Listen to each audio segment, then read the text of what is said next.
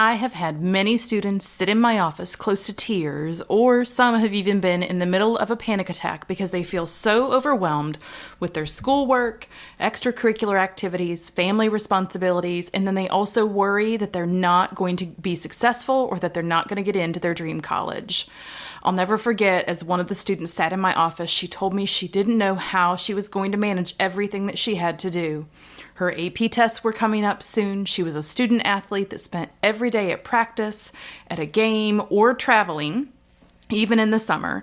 And in all of our previous conversations, I knew that she had aspirations of attending a top college.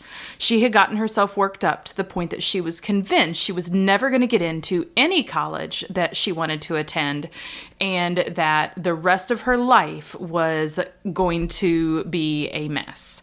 So she and her parents and I worked through multiple strategies to help them effectively manage their stress for her high school career and during that college search. Hey there, I'm Courtney, and I'm the founder of Confused to College Ready. With over 15 years experience as a mental health therapist turned school counselor, I am bringing my experience and expertise to help you navigate the college search experience. My goal is to serve students and their families and unlock the secrets to college searching. Stay tuned.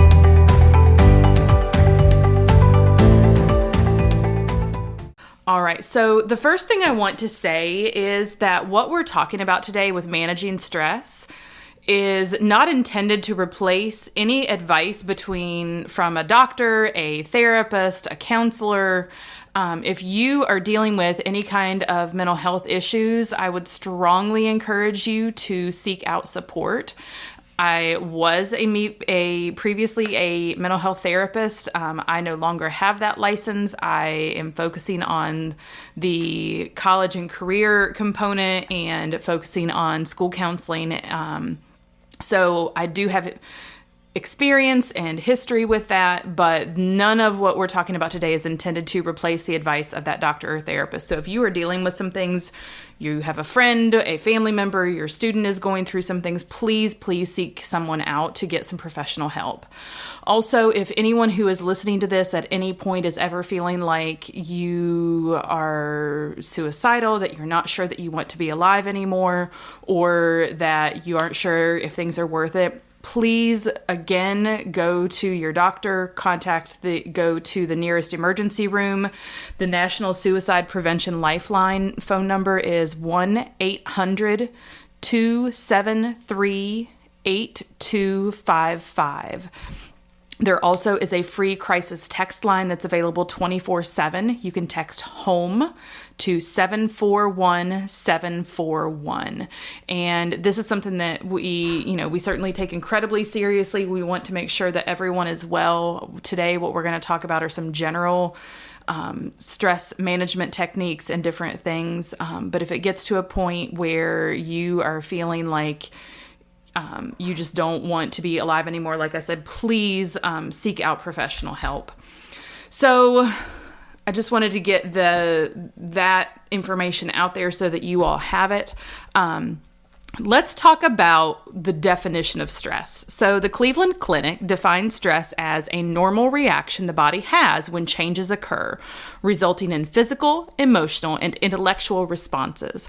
Our bodies are designed to experience stress and react to it. We all deal with stress. We all have things that feel stressful. We all have things that might be overwhelming. I know that this is not something that is just limited to our teenagers as they are dealing with all of the things that I talked about earlier with the student who had sat in my office and was crying. This is something that we all deal with.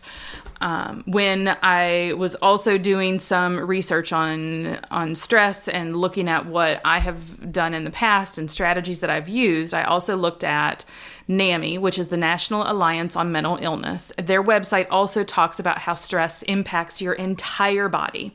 Signs and symptoms might be things from headaches, trouble sleeping, changes in appetite, frequent mood swings, difficulty concentrating, and feeling overwhelmed. And I will tell you that with many of the students that I talk to that are feeling stressed, whether it is just that they have some general stressors or it's to the point where, like I said, the young lady that I referenced in the intro, That is something that is really important to pay attention to, and that we want to be able to help our students and parents identify so that you are not feeling so overwhelmed.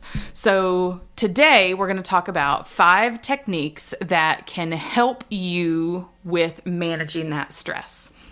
So number 1 is going to be identifying your stressors and identifying your student stressors, and then knowing who your support group is. So as we look at the things that are happening, is there a particular time of the year that is more stressful? If your student is involved in an activity that is a sport that they play in the spring, or if they're involved in some type of fine arts, or they're involved in something where they are going to a competition and that competition season is at a particular time, that's going to be more stressful. That time of the year, that season is going to be more stressful than others.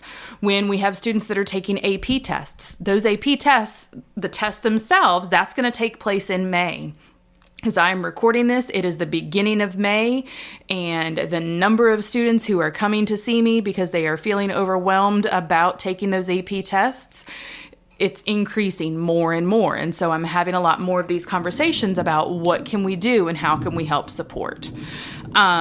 So identifying those stressors. Is there a particular class that is overwhelming? Maybe a student does really, really well with their English, but math is a struggle, or vice versa.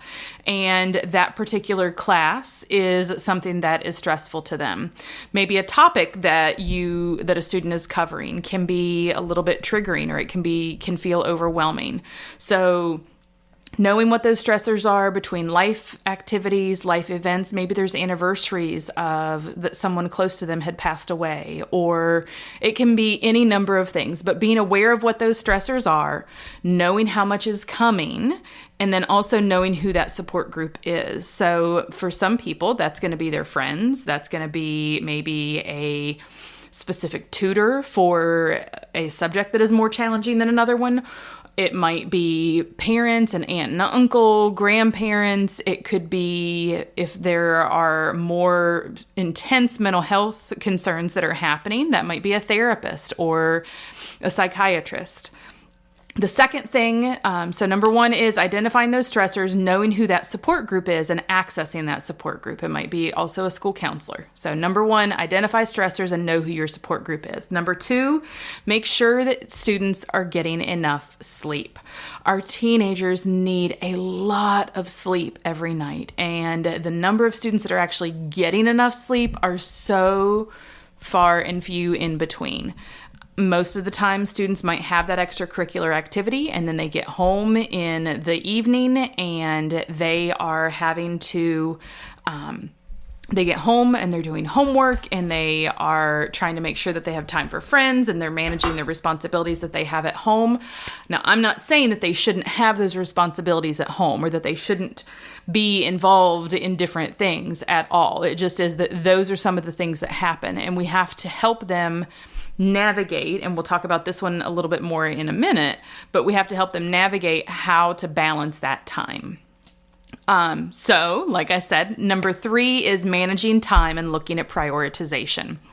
Prioritization is such a huge critical factor for our students. They need to be able to learn how to prioritize their time, how to look ahead at the entire month, at the entire semester. Most of the students that I work with that struggle with prioritization, when I ask them how are they keeping track of assignments, it's kind of I should remember it, or I'm going to write that on my hand, or I just go check in our classroom, or I check Power School, or I work on it if we have any time left over in class. And some of those things can be effective, but as long-term strategies, we really want to be able to help our students identify how they can prioritize and identify how they can better manage their time, so that if they know that they have a huge paper due on Friday of next week, they also have a math test and a Spanish test, And then they have for their fourth class, and this is with block scheduling, that on Wednesday of that week that they have a group project that they have to work on. That's a really intense week. Not all weeks are going to look like that, but that's a really intense week for our students.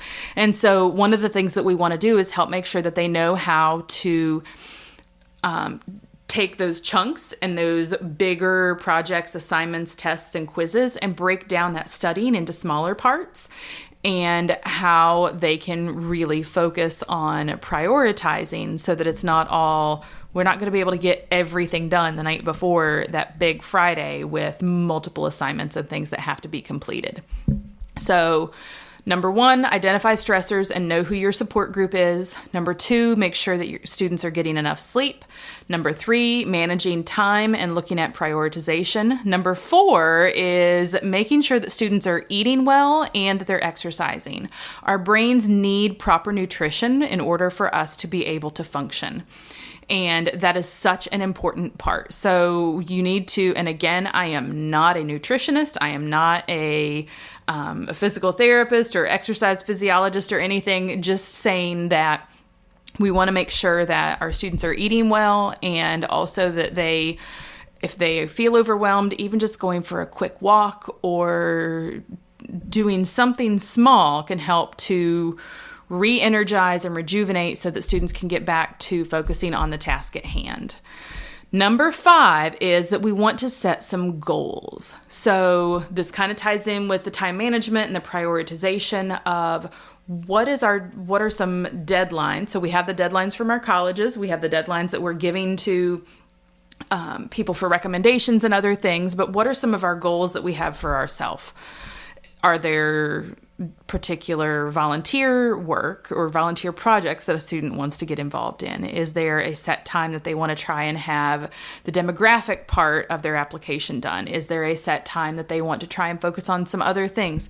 What is it that our students are wanting to get done, and when, so that we can break some of those bigger projects down? So let's say that we're working on the main assignment for a college application and the main essay. And with that essay, we know that the essay is going to be due on, let's say, December 1st. And we've given ourselves a goal of having everything turned in and completed by November 15th so that we have some wiggle room. And what that means is that at the beginning of August, we know that we have from beginning of August until that November 15th deadline that we've given ourselves to break that essay down into smaller chunks. And so again, this with the time management and the prioritization, as we give ourselves some of those smaller deadlines and goals, and can also work with assignments, it's going to make it seem a lot more manageable. Or maybe we have a goal of completing an assignment or studying for a test. And so we have our Spanish vocabulary test that's coming up. And instead of trying to memorize 30 words at once, we're going to break that into, our goal is going to be that we've memorized 5 a day. So we have in the week that we have 30 words that we want to memorize. And we're going to do 5 a day so that by the time next Sunday gets here, we know that we have memorized those and we're ready for our test. So a lot of the time it's setting some of those goals for ourselves. Any of our relevant podcast episodes for this, there are a lot of things where I've talked about, prioritization, looking at setting goals, looking at how to navigate staying organized and completing all of these tasks for the college application process and the college search process. I will link those in our show notes as well. And so right now let's go through these 5 techniques. And then I actually have a 6th bonus one that I just could not pass up. So we're going to get a bonus tip in here too. Number 1, we're going to identify our stressors and know who our support group is. Number 2, we're going to get enough sleep. Number 3, we're going to manage our time and look at that prioritization. Number 4, we're going to exercise and make sure that we're eating well. That's number 4. And then number 5 is set goals. So our bonus tip number 6 is going to be to use some different coping strategies. One of the things that is really near and dear to my heart is being able to focus on mindfulness and relaxation. And that is something, whether it be yoga, whether it be just some deep breathing and being able to reflect on things, listening to music, journaling. There are so many different coping strategies that are available, and I will probably end up doing a full episode on those in the future to be able to break that down even a little bit more. So using some of those coping strategies, these are incredibly important and helpful things. So I would absolutely love to hear from you all. I'm going to go over these one more time, but I would love to hear from you all about some of your strategies and techniques that you've used to manage that college stress. So we've got our top 5 techniques plus our bonus. So number 1, identify stressors and know who your support group is. Number 2, make sure that you are getting enough sleep. Number 3, manage your time and look at prioritization. Number 4, exercise and make sure that you're eating well. And number 5 is setting goals for yourself. Number 6 is going to be use some of those coping strategies. So thank you all so much for listening. If this episode has been helpful, I would absolutely love it if you would leave a review and share the episode on your social media so that it can help someone else. Additionally, we have a brand new Facebook group where we are going to be sharing information, trainings, all of the pieces. We would love for you to join us. If you go to our website, it's confusedtocollegeready.com/group. And we would love to have you join us and be able to ask any kind of questions that you have in that group. And then the last thing that we have is, please don't forget about our free guide on how to start or expand your college search. That website, if you go to, it is confusedtoready.com/how to start. I hope that this has been helpful, and I hope that you have a wonderful week. And until next time, I'm here to serve you and your student. Take care. Thank you so much for listening to our podcast. Please subscribe so you don't miss any future episodes. You can find us on Instagram and Facebook at Confused to Ready, and download our free guide on how to start or expand your college search at confusedtoready.com/how to start.